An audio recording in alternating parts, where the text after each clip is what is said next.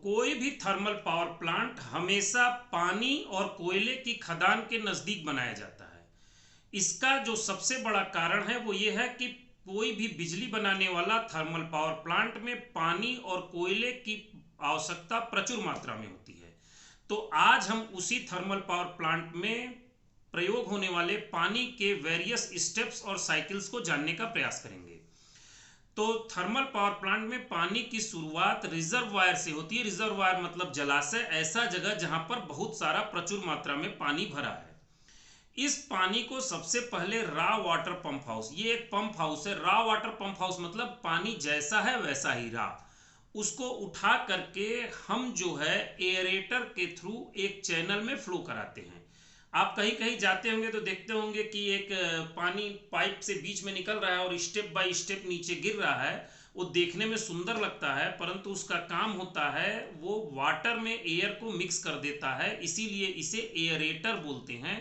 और जो ये जो पीछे रा वाटर पंप हाउस था, ये पंप हाउस अगर जिस पानी को भेजेगा वो बहुत फोर्स से भेजेगा, तो अगर कहीं गिरेगा तो वो जगह में गड्ढा होता रहेगा, जमीन कटती रहेगी, तो ये वाटर के प्रेशर को भी कम कर लेता है। एयरेटर में एयर और वाटर मिक्स होने के बाद ये चले जाते हैं क्लैरिफायर एंड ग्रेविटी फिल्टर। ये ऐसा ही है जैसे हमने निथारण विधि हम लोग पढ़े थे ना, क्लास 10th में एक निथारण विधि होता था जिसमें कि पानी को वैसे ही छोड़ दीजिए और थोड़ी देर बाद जो गंदगी है, जो हैवी पार्टिकल्स है, वो नीचे की ओर बैठ जाएंगे और वो जो है फिर ऊपर से आप पानी को छान लीजिए तो पानी आपको साफ मिल जाएगा। तो ये जो क्लैरिफायर ग्रेविटी फिल्टर होता है, ये ग्रेविटी फिल्टर यही होता है। क्लैरिफायर इसलिए इस कहते हैं कि इसके आगे इसमें प्रोसेस में कहीं क्लोरीन और वेरियस केमिकल्स मिला करके पानी को शुद्ध करते हैं। क्लैरिफायर एंड ग्रेविटी फिल्टर से क्रॉस होने के बाद पानी दो भागों में बढ़ जाता है। आपको स्क्रीन पे दिख रहा होगा, यहाँ पर पानी एक तो हो जाता है डीएम प्लांट को चला जाता है फॉर प्रोसेस वाटर, जो बॉयलर ड्रम में जाएगा। दूसरा हो जाता है कूलिंग वाटर, जो कि सीडब्ल्यू पंप हाउस और वेरियस कूलिंग इक्विपमेंट्स को कूल करने में जाएगा, हीट एक्सचेंजर्स में जाएगा, जिसके बारे में हम आगे डिटेल में पढ़ेंगे, कभी जानेंगे। तो सबसे पहले हम इसके DM plant for process water के बारे में जानते हैं। डीएम प्लांट कुछ नहीं होता है। डीएम प्लांट ऐसे ही समझिए जैसे अपने घर का आरओ है। आरओ में जैसे एक्टिवेटेड कार्बन फिल्टर होते हैं, उस तरह से देखिए इसमें activated carbon filter, weak acid tank और वैसे वेरियस टैंक्स होते हैं, जो कि हमारे आरओ में हम लोग एसिड वगैरह मिक्स नहीं करते हैं, बट एक्टिवेटेड कार्बन फिल्टर होता है, मैकेनिकल फिल्टर होता है, वैसे ही फिल्टर इसमें होते हैं। डीएम प्लांट का काम है कि पानी को उस लेवल तक शुद्ध करना कि जिससे उसमें की सारी इम्प्योरिटी निकल जाए और इसकी पीएच वैल्यू 7 हो जाए। 7 मतलब ना ये एसिडिक नेचर का हो जाए, ना बेसिक नेचर का हो, यानी ना अम्लीय हो ना क्षारीय हो। डीएम वाटर से जो पानी निकलता है वो कहाँ जाता है? बॉयलर में। थोड़ी सी बॉयलर की रचना को देख लीजिए, ये एक सिंबॉलिक बॉयलर है। बॉयलर को अगर आप प्लांट में देखेंगे, बॉयलर जो है एक स्केच बनाएंगे तो इसी तरह का होगा। इसमें इस पोजीशन पर फर्नेस में आग जल रही होगी और ये जो इससे हीट पैदा होगी वो ऐसे थ्रू प्रोसेस हो करके, जो हीट पैदा होगी वो इस तरह से प्रोसेस हो करके इससे जो गर्म हवा निकलेगी वो इधर से होते हुए ईएसपी को होते हुए चिमनी में चली जाएगी और एटमॉस्फेयर में एग्जॉस्ट कर दी जाएगी।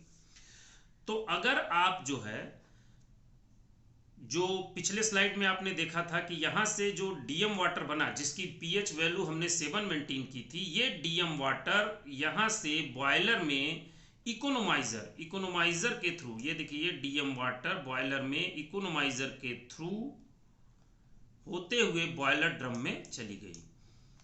बॉयलर ड्रम में जाने के बाद ये पानी बॉयलर ड्रम में डाउन कमर मतलब ये भी पानी की पाइप है। खाली ये सभी चीज़ें सिर्फ वाटर की पाइप हैं जो मोटी हैं और हाई प्रेशर हाई टेम्परेचर को बियर कर सकती हैं, वो डिज़ाइंड हैं।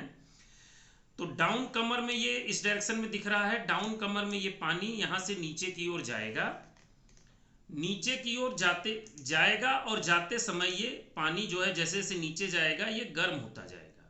नीचे गर्म होते होते ये हेडर में जाएगा। हेडर के साथ वाटर वॉल ट्यूब्स कनेक्टेड होती हैं। ये जो ट्यूब्स होती हैं ये फर्नेस को चारों ओर से ढके रहती हैं। इसके अंदर जैसे ही पानी जाएगा ये पानी स्टीम में कन्वर्ट होकर के बॉयलर ड्रम में कलेक्ट हो जाएगा। बॉयलर ड्रम से हम स्टीम को फिर पाइप से निकालेंगे और उसके अंदर ऐसे एक कॉइल टाइप का बना करके इसको फिर से वापस ले जाएंगे। जो इस कॉइल अरेंजमेंट को हम कहते हैं सुपर हीटर। मतलब जो स्टीम निकली उस स्टीम को भी और गर्म करके हमको स्टीम आउटपुट में मिल गई। इस स्टीम को हम टरबाइन में डालेंगे। कैसे डालेंगे? टरबाइन में सबसे पहले स्टीम एचपी टरबाइन के ऊपर जाएगी। एचपी टरबाइन से निकलने के बाद स्टीम को आईपी टरबाइन में नहीं डालते हैं, कहीं कहीं आईपी टरबाइन होती भी नहीं है, लेकिन जहां होती है वहां पर इसको एचपी टरबाइन से निकलने के बाद सीधे हम बॉयलर में ले जाते हैं।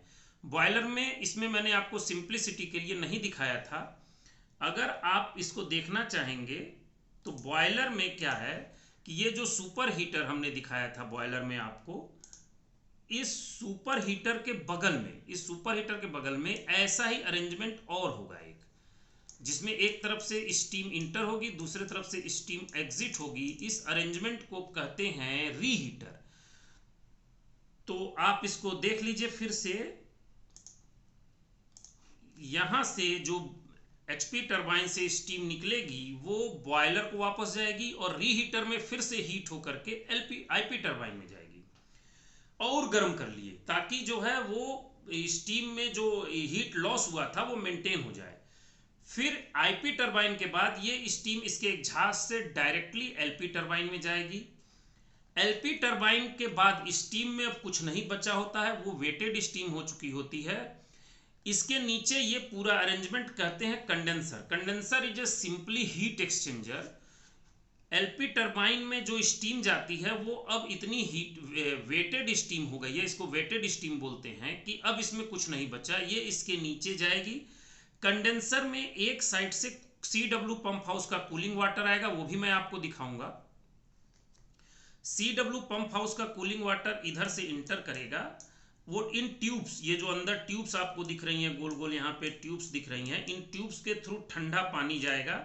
ये ठंडा पानी जो है इस वेटेड स्टीम को और ठंडा कर देगा और इसके नीचे आउटपुट में आपको गर्म पानी मिलेगा, जिसे हम नीचे एक टैंक में कलेक्ट कर लेंगे। ये टैंक में हमने गर्म पानी को कलेक्ट कर लिया। इसके नीचे सीईपी कंडेंसन एक्सट्रैक्शन पंप लगा रहेगा। ये पंप इसको वापस ले जाकर के एक टैंक में डालेगा जिसे कहते हैं डीएरेटर। डीएरेटर का मतलब होता है वह इक्विपमेंट जो उस पानी में मिक्स एयर को निकाल दे। यानी जो आपने वेटेड स्टीम को ठंडा करके कंडेंसर से नीचे कलेक्ट किया था उसमें एयर मिक्स हो जाती है, तो डीएरेटर का काम है उसमें से डिजॉल्व जो एयर है उसको बाहर निकाल देना। इसके बाद इसको बीएफपी बॉयलर फीड पंप उठाता है और ले जाकर के फिर से बॉयलर ड्रम में डाल देता है। फिर से वो डाउन कमर में जाएगा, फिर से हेडर में जाएगा, फिर वाटर वाल ट्यूब से होते हुए फिर बॉयलर ड्रम में गर्म पानी घुस जाएगा, स्टीम घुस जाएगा, फिर वहां से निकलेगा सुपर हीटर होते हुए फिर टरबाइन में आएगा, फिर टरबाइन से होते हुए कंडेंसर, टरबाइन से होते हुए कंडेंसर, कंडेंसर से नीचे फिर यहीं टैंक में इस टैंक में कलेक्ट हो जाएगा और फिर से ये साइकिल चलती रहेगी। और इस प्रोसेस में जो वाटर लॉस होगा उसके लिए एक डीएम मेकअप पंप, जैसा कि नाम ही है मेकअप पंप, जो पानी अगर कहीं कम पड़ रहा है तो वो थोड़ा सा पानी डीएम वाटर इसमें और मिला लेगा और ये क्लोज साइकिल में पानी हमेशा चलता रहेगा। डीएम वाटर बहुत कॉस्टली होता है। अब पिछले स्लाइड में हमने जो है देखा था कि gravity clarifier and gravity filter के बाद वाटर पाथ दो भागों में बट गया था।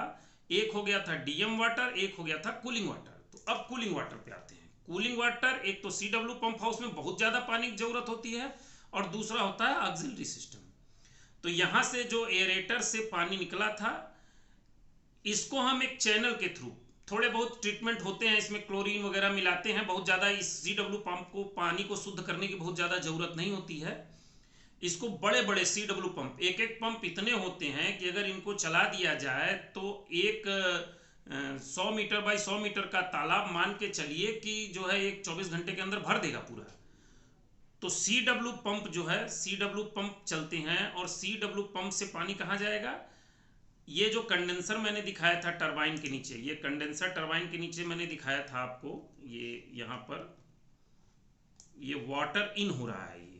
ये जो वाटर इन हो रहा है ये वाटर वही है जो यहाँ पर इन हो रहा है। ये ऊपर से स्टीम आ रही है, वेटेड स्टीम, ये नीचे पानी, गर्म पानी बन के निकल रही। जो वहाँ CW पंप से वाटर आ रहा था वो यहाँ से इनलेट होगा इन ट्यूब्स के थ्रू। ये जो ट्यूब्स हैं दोनों आपस में मिक्स नहीं होंगे, ट्यूब के अंदर से ठंडा पानी होगा, ऊपर स्टीम होगा, तो ये ठंडा पानी यहाँ से गर्म होकर के आउट होगा।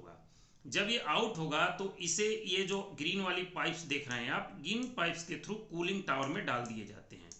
कूलिंग टावर में डालने के बाद इन्हें बरसात के रूप में, बूंद बूंद के रूप में, जैसा कि आपको स्क्रीन पे गिरते हुए भी दिख रहे होंगे, ये बूंद बूंद के रूप में पानी, जैसे समझ लीजिए कि छन्नी में डाल दिया गया और पानी जो है जैसे लड्डू बनाते समय बूंदी के रूप में गिरता है, वैसे ही पानी गिर रहा है। और ये इसके ऊपर, यहाँ पर ये जो स्ट्रक्चर दिख रहा है, इसमें बड़े बड़े फैन लगे होते हैं जो ऊपर से हवा की ओर क्यों खींचते हैं। तो यहाँ से जब हवा को ये एक झांस बाहर की ओर फेंकते हैं तो यहाँ से इसमें हवा इंटर करती है।